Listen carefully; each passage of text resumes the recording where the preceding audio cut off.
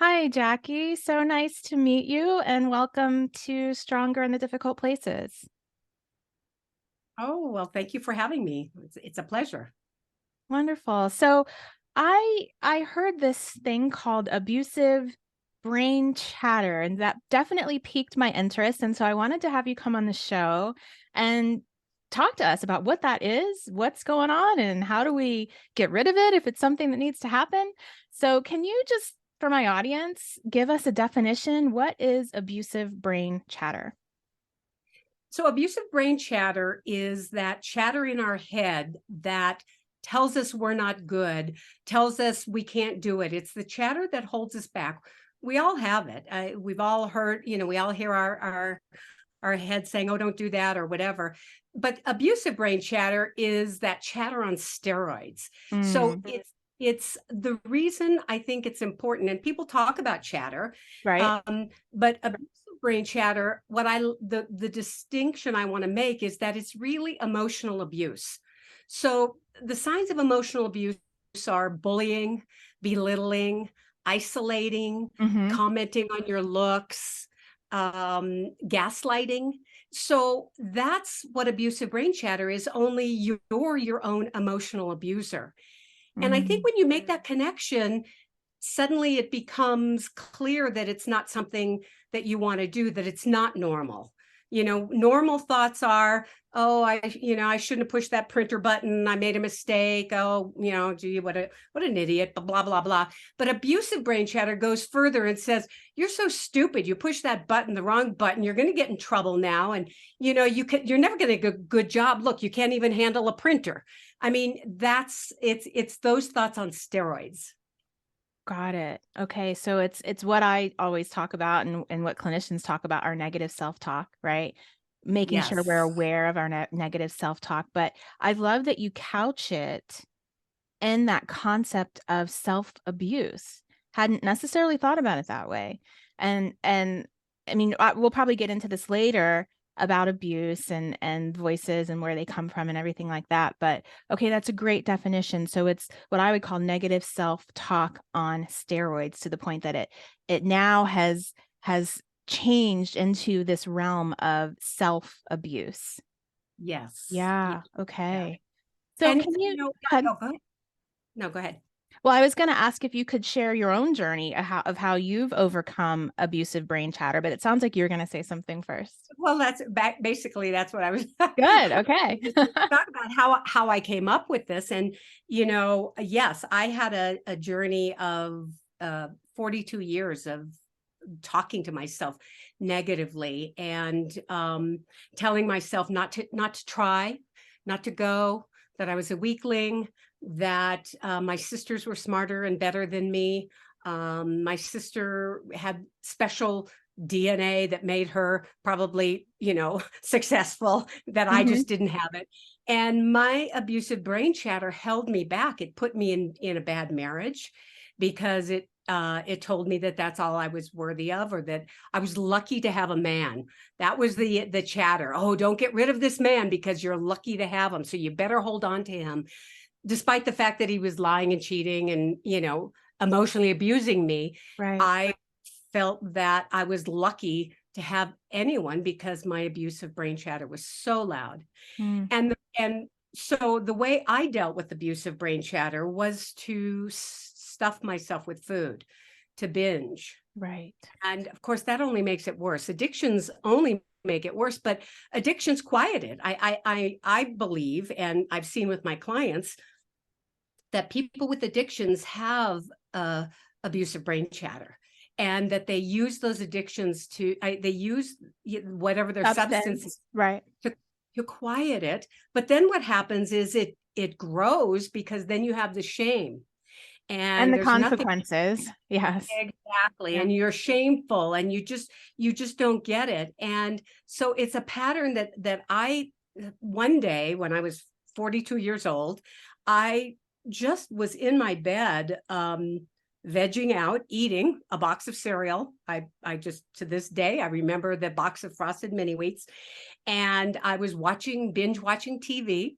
another way to check out. Mm-hmm. And my brain chatter was just going crazy. You know, I was trying to get myself to get up and get out of bed. And my brain chatter was saying, you know, oh, sit back. You're never going to be anything. And, you know, just eat more cereal, quiet your chatter.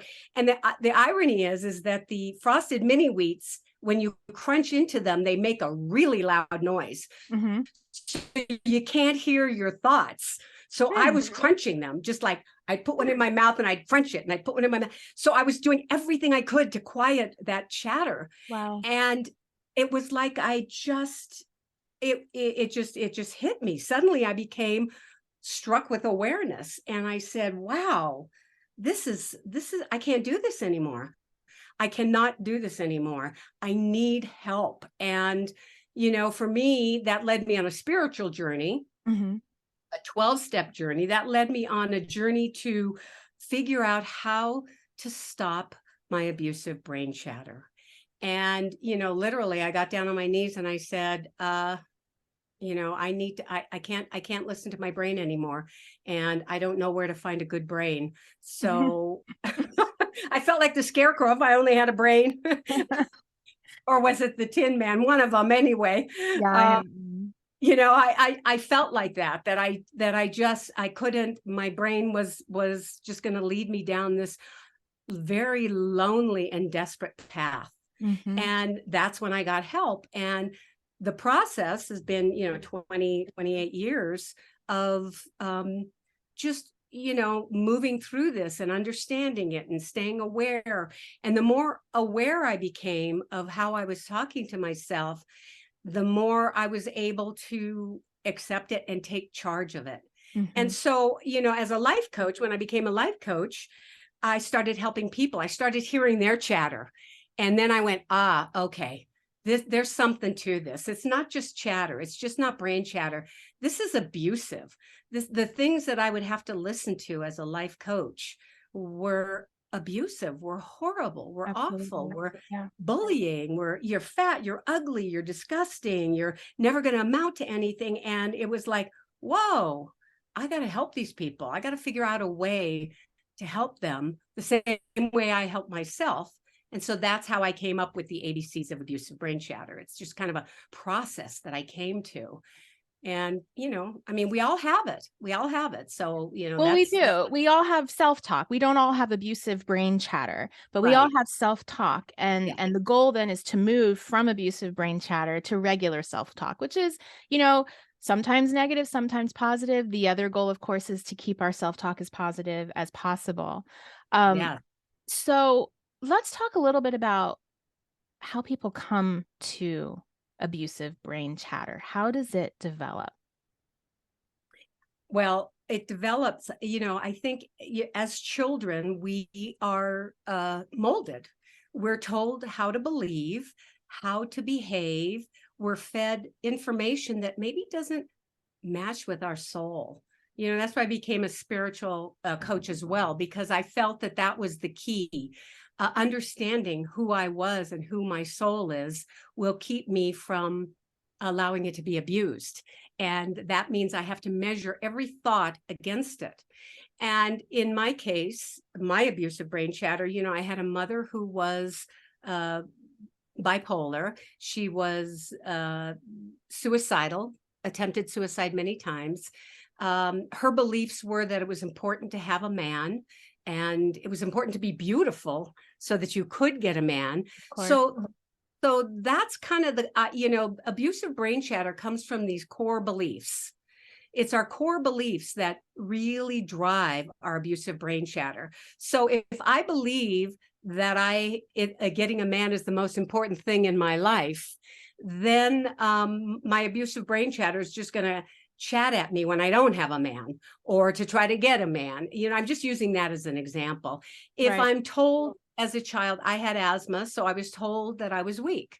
And my mother coddled me. And again, these are not, I'm not saying they're, your parents are deliberately do this, but this is what happens. Messages that get sent to you. Exactly. So the message that I grew up with, the core belief is I am weak.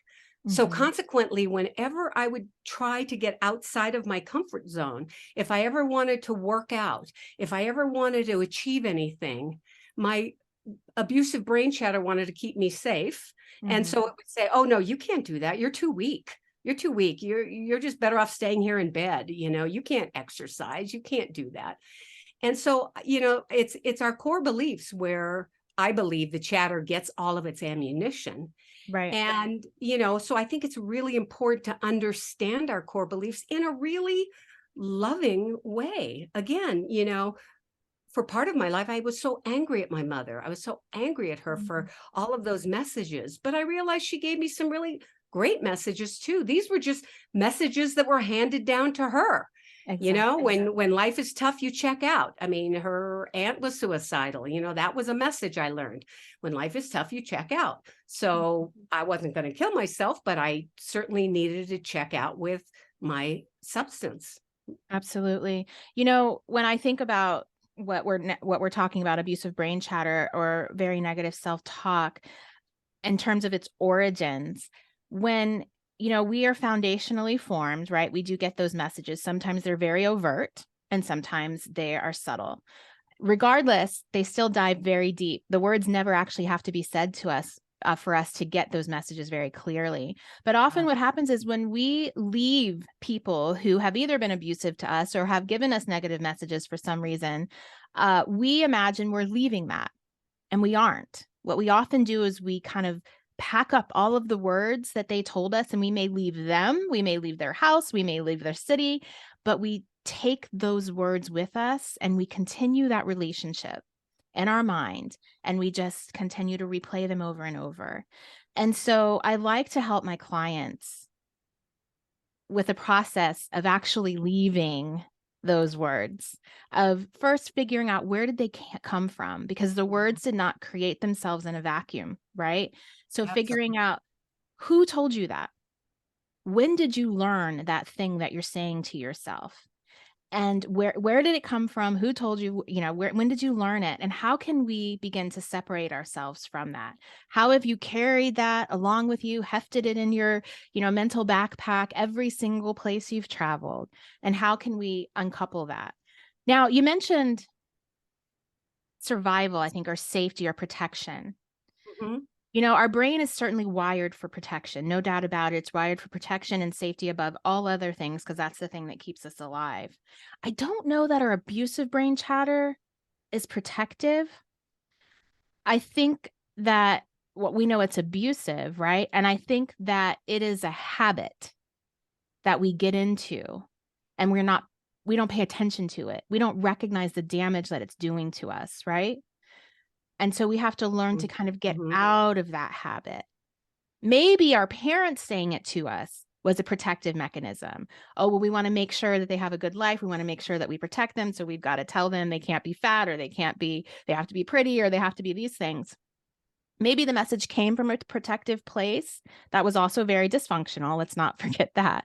Um, but I don't know that the message that we're telling ourselves is really protective. I think it's just a habit that we've gotten into, and we become desensitized to it, and we don't realize the damage Mhm. that it's doing to ourselves. So, And it's that absolutely, that's yeah, why I like to say it's abuse. So people, right. get in touch with that. And I will say that, there's a process that I use called voice dialogue process, Oh, let's hear about that. and it's oh yeah, it's a wonderful process. It's a book called by Hal and Sidra Stone, Mhm, and it was a process. I think they wrote it in the 60s or 70s, and it's kind of like the shadow work. But the idea is that you have two parts. That when I work with a client and they tell me, "Oh, I really want to go out and change jobs and succeed," and so then we kind of get into what's blocking them. Then we have two parts of them. They have the part that wants to succeed and the part that wants to hold them back. And mhm, so what I do is I give them the space to talk, each side to have a voice. And usually what I find is the part that wants to succeed has been held back by fear or whatever the other part is doing. And the other part is holding the person back because they're afraid they're not going to be heard. you know, they're not going to listen to me. They're going to take a risk and they're going to fail. You know, for example, I'm trying to do a TED Talk, and of course, you know, what'll happen is the chatter will start coming up, and I'll start saying, you know, well, maybe you're not going to be a success, or blah, blah, blah. And I have to say that I have to pause, and I have to give that other side of myself the attention and say, okay, what's going on here? Well, fear, you're afraid. Fear doesn't want me to look stupid on the stage. You know, I just don't want you going up there and looking like a fool. Well, you know what? Guess what? I really got this. I know my stuff. I've been doing this for many years. I've really got this. So, you know, if you quiet down, maybe we can work together and get through this. So in that respect, that's kind of how, you know, I see abuse, a way to work with abusive brain chatter. Right. You know, not just shut it up like a child who's screaming at you, but actually work with it and figure out what the heck is it that you want. Right, right. And in that respect, that negative self-talk is maybe attempting to protect, but it's actually sabotaging, right? Instead. So let's talk about these ABCs. What are the ABCs of abusive brain chatter? If someone's listening to this and they're realizing, oh, maybe I have crossed the line into abusive brain chatter. Maybe it's not just negative self-talk. Maybe it's that. What's the process of overcoming it? Okay, so the ABCs are just a shortcut once you've done the work. I don't want to give anybody the impression it's, oh, the ABCs and now you're done with it. Mm-hmm. You know, there's a lot of work that goes into changing how you talk to yourself. Like I think you said it beautifully. You have to let go of those old agreements that you had to believe what you believe. So there's a lot of work that goes into it. But once you do the work, there's a shortcut to remind yourself. So the first is awareness, right? When you say there's a lot of work that goes into it, what do you mean? Well, for example, you know, once I had awareness, Mm-hmm. I had to continue. I had to do the probing, like you say. You have to do the probing. What are my core beliefs? So the ABCs are aware, believe, and challenge your core beliefs. Okay. So within those, there's work to be done. Mm-hmm. But once you kind of do the work and you practice, you know, I use it as my quick shortcut. If I turn on Zoom and I'm going, oh, I look so ugly or whatever it is, I just go, awareness, there it is. Believe that, you know, so it's awareness, aware what you're saying to yourself. And you can even write it down or whatever you need to do. Just, you know, be neutral. Completely neutrality, like you're an explorer. Mm-hmm. Oh, wow, I'm telling myself I'm ugly. I'm telling myself I'm fat. Those are signs of emotional abuse. I have a list of what's emotional abuse on my wall, you know, and am I belittling myself? Yeah. Am I gaslighting myself? Yeah. Am I commenting on the way I look? Yeah, those are things that I've chosen not to do anymore. So be aware of what you're saying to yourself and be aware of what abuse is. Okay, that's the first step. I love that. Let's stop there for a second, because Sure. I have a lot of my clients, when we start to really dive deep into their self-talk, is to keep a journal for at least a week. And Beautiful. to write down all of the things that they notice that they're saying to themselves in various times, like when they're anxious, sad, scared, frustrated, you know, just going throughout their day, to keep a week-long journal of the things that they say to themselves. And that helps you. It does two things. Number one, we can become aware of what those words are and we can start tackling them. But then number two, it starts to prime you to become aware, right? So if you say to yourself, oh, you know, blue Volkswagen or whatever, it's that confirmation bias, really, or just being aware. All of a sudden you're going to start to see it because you've primed your brain, blue Volkswagen, when before your brain wasn't paying attention to it. It's desensitized to all the cars that were driving by. All of a sudden you're going to see more than you've ever seen before. And so doing that journal work, which it can just be quick, putting it in your phone, texting yourself, just create a list, a week-long list of all the things that you say to yourself, so that you can start to really know what it is you're saying, and you know, and the effect that it has on you. Okay, so go on. So that's just for you guys out there listening. Well, no, you know, you said it. That was beautiful. That's exactly. I love that. And I love that, you know, you do it for a week, and I love that blue Volkswagen metaphor. Mm-hmm. So exactly, you know, pay attention. Start Right. hearing that chatter, and I think your advice of writing it down, and you know, so that you have it, is really great advice. I used to do it from the other direction when I was married. to my ex-husband, and I couldn't remember. I would forget how abusive his chatter was to me. I would have to write it down in my journal so that I would remember it, Mm. because I would forget. He would do Yeah. something nice, I would forget. Mm-hmm. So I started a journal so that I could go back and remember and go, oh no, this isn't the way I want to be treated, you know? So anyway, I just wanted to pivot to that. But the second part is believe. And Okay. this is where the spiritual piece comes in. And when I say spiritual, I don't mean religious, and I don't mean God, and I don't try to push anything on anyone. What I mean to say is that I know that I could not use my own brain to get out of my brain. I had to find a higher self. I had to find a higher power. I had to go inward and believe, and start to believe in a voice that said, well, Jackie, you are beautiful. You are, here's who you are. Here's what you are. Here's who your soul is. So that I could go to the next step of challenging it. And I couldn't do that unless I had some other reference point. And the reference point to me is spiritual. And that can come in the form of God. It can come in the form of, my spiritual clients believe from anything from God to Gaia to Buddha. I had a client who believed in Glinda, the witch of the West, who listened to that voice. It doesn't have to be the old man with the beard on the hill. It has to be that loving, quiet voice. So when we talk about work, that's work to be done. We Right. have to go there. We have to find that. For And me, that's who God tells me I am. Yes. And for me, it's God. And I do have to meditate on, but wait, who does God say I am? Because the world often will tell us other things about us. Our abusive chatter will often tell us other things about us. And you're right, we have to ground ourselves and ask ourselves and remind us, but wait, who does God say we are? Because that is the truth. Yeah. yes. And, I do a spiritual exercise where I take people to find, it's just it's just a way, a method. It's just Mhm. tools to Mhm. find their soul. Go back. When did you lose it? When did it get covered up? And then bring it back, and now it's yours. And so everything that I say to myself, I measure up against that soul, and I say, is that going to feed my soul, or is that going to kill my soul? Is that Mhm. going to nourish my soul, or is that going to starve my soul? And that's an easy way now for me to get to that ABC. It's like, oh, I've got this beautiful little soul. I was a sweet little girl. I was happy. I was joyous. I sang. I picked flowers. I made perfume, and I love that little girl.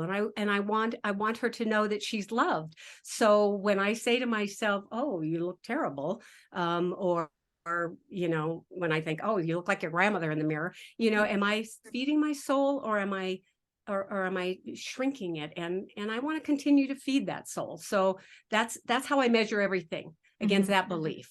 Mhm. And then the C part of it is challenging your core beliefs, like we talked about before, which you said so eloquently. Like, okay, let's unpack this. Let's go back. Who's saying that? When did they say that? Is that true? Is that an agreement you want to have to, like for me, I had to do it even after my mother died. One agreement I made with her was that I couldn't breathe. I would have to be perfect and invisible, or she would kill herself. So there was that agreement, it's no wonder I had severe asthma most of my Of life, course. because I had to make myself really small and not breathe. Mm. And when my mother would rage, or when she would, whatever would happen, or she would be depressed, I would just have to just not breathe. Well, after she died, I realized I was still holding that. I was still Wow. holding that in my chest. And I had to make an agreement with my mother, like, Mom, I can't hold you up anymore. If you want to die, it's your life. You get your choice. You do you. I'm going to do Mhm. me, and I'm going to breathe, and I'm going to let go. And I had to make that agreement so that, when I start to get little, I say to myself, oh, wait, challenge yourself, challenge that. You're getting little. You're not speaking up for yourself. You're people pleasing. which is a big form of manipulation. And I always wanted to be the good girl. So why would I want to manipulate people? So it's unpacking all of that, Dr. Right. Zoe, Right. as you Because know. yes, because you feel like you need to manipulate people in order to love you. You don't have this sense of I, as I am, as the way God made me, is enough, right? I'm not enough. And so I have to do these things to manipulate people to love me because otherwise I'm not lovable. Beautiful. So yes, so the next step then is to identify all of those beliefs, right? And when you mentioned, okay, so you lay them all out.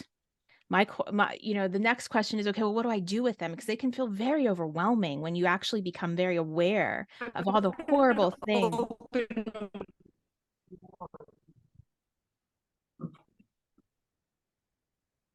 And so what I think is important is that we identify that because we can get so very overwhelmed by those words that we're saying to ourselves, and then we begin to refute them, right? So I love to have my clients create an opposite list that directly refutes each and every one of those statements that they notice they're making to themselves regularly, so that we're really creating a very specialized, unique affirmation list, right? Because when we're saying these things to ourselves so much, our brain believes it. And so we have to say the opposite 10 times more than we're saying that negative in order for our brain to start to make those shifts. It's really like trying to just pull, this heavy weight or a rope, this way, and you need to exert more force.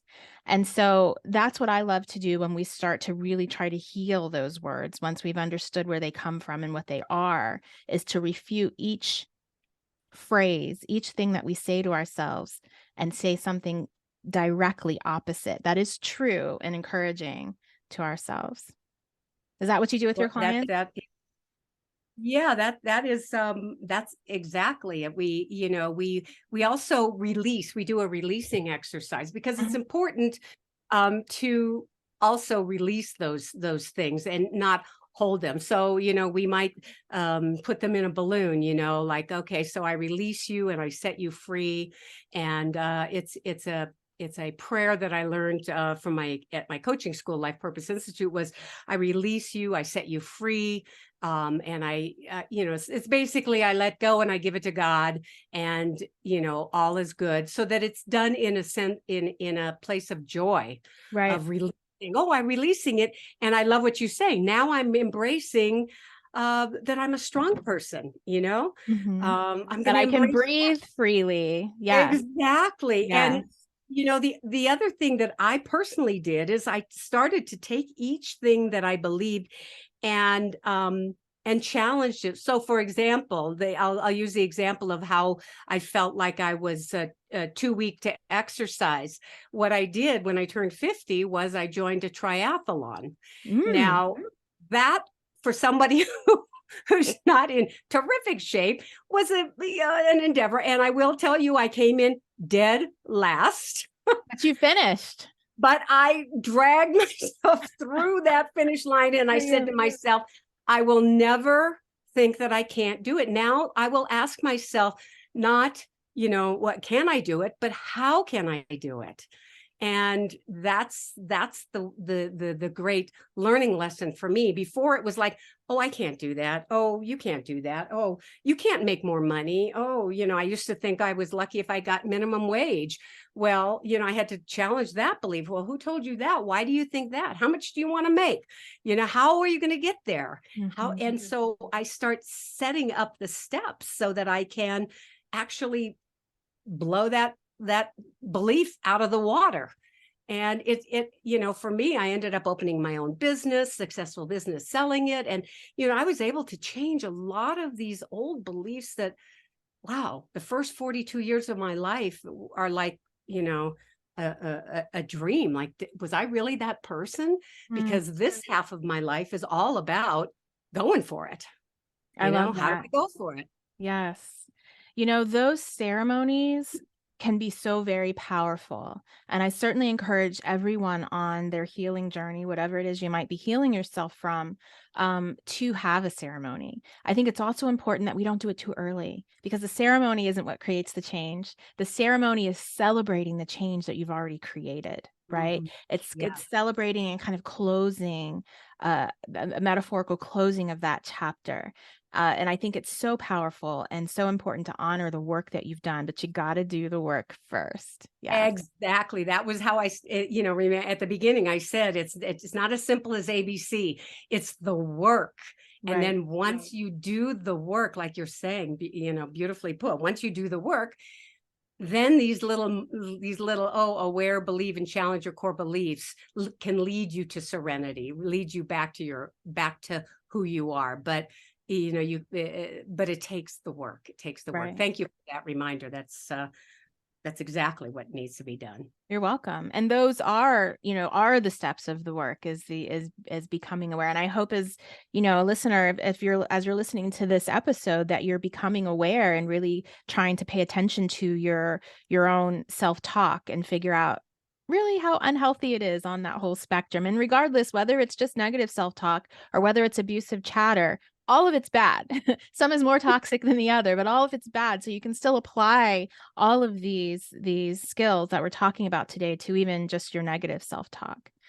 Thank you so much, Jacquie. Is there one last thing that you'd like to share with a listener who may be in that space of going, "Yep, I see it. My negative self-talk might be slipping into abusive chatter, or I'm definitely there."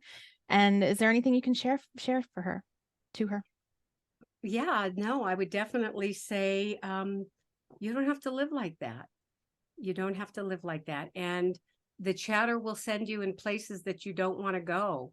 It'll make decisions for you. So, um, just have the courage to honor yourself. Find that little baby soul of yours. Find that baby picture. I have a picture of me when I'm 4, and it's up on my wall, so that I can see her and I can realize, yeah, I'm going to honor that little warrior child that I was.